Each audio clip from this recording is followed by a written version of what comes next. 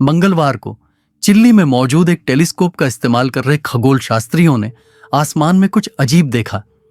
एक अनजान एस्ट्रॉयड जो एक बेहद अलग और असामान्य रास्ते पर चलते हुए दिखाई दिया। ऐसा लग रहा था कि यह अर्थ की कक्षा के पास से गुजर सकता है। शुरू में इसे A11PI3Z नाम दिया गया, लेकिन जल्द ही मामला और भी दिलचस्प हो गया।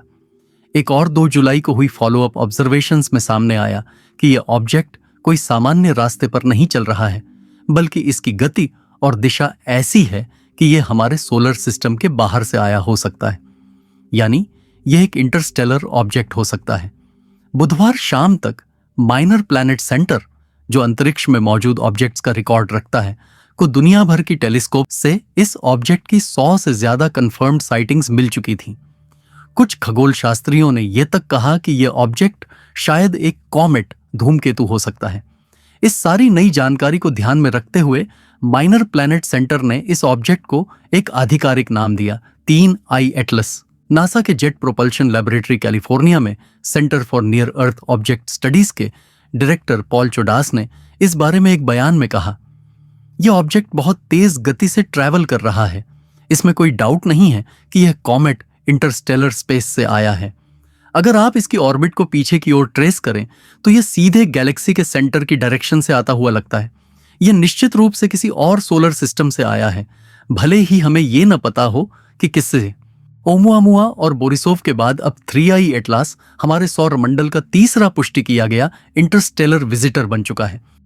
फिलहाल साइंटिस्ट्स को यह नहीं पता कि इसका एग्जैक्ट साइज क्या है, लेकिन हार्वर्ड यूनिवर्सिटी के प्रोफेसर एवी लोब ने एक इंटरेस्टिंग पॉइंट उठाया है। यह ऑब्जेक्ट असाधारण रूप से बहुत ज्यादा ब्राइट है। उनका कहना है कि अगर इतनी ज्यादा लाइट रिफ्लेक्ट हो रही है तो इसका डायमीटर करीब 12 से 20 किलोमीटर हो सकता है, और अगर यह सही है तो ये ओमुआमुआ और बोरिसोव दोनों से काफी बड़ा है। अभी के समय में 3I एटलास सोलर सिस्टम में लगभग 1,52,000 मील प्रति घंटा की स्पीड से मूव कर रहा है। वर्तमान में यह वस्तु सूर्य से पृथ्वी और सूर्य के बीच की दूरी से लगभग 3.8 गुना अधिक दूरी पर मौजूद है। इसका पहला क्लोज प्लैनेटरी इनकाउंटर 3 अक्टूबर को होगा, जब यह मार्स के पास से गुजरेगा।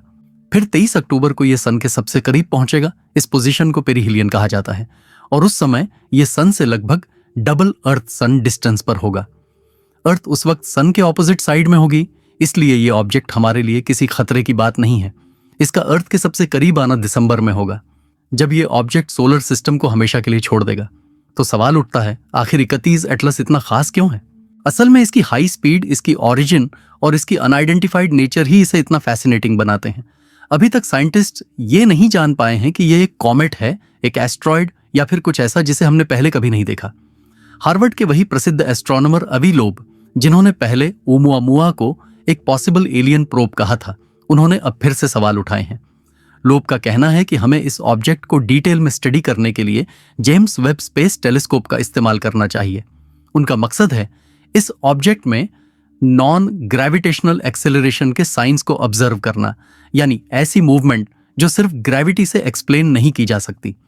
अगर ऐसी एक्सेलरेशन डिटेक्ट होती है तो इसका मतलब यह हो सकता है कि इसमें कोई आर्टिफिशियल प्रोपल्शन सिस्टम है, यानी यह ऑब्जेक्ट पूरी तरह से नेचुरल न होकर किसी इंटेलिजेंट सोर्स द्वारा बनाया गया हो सकता है।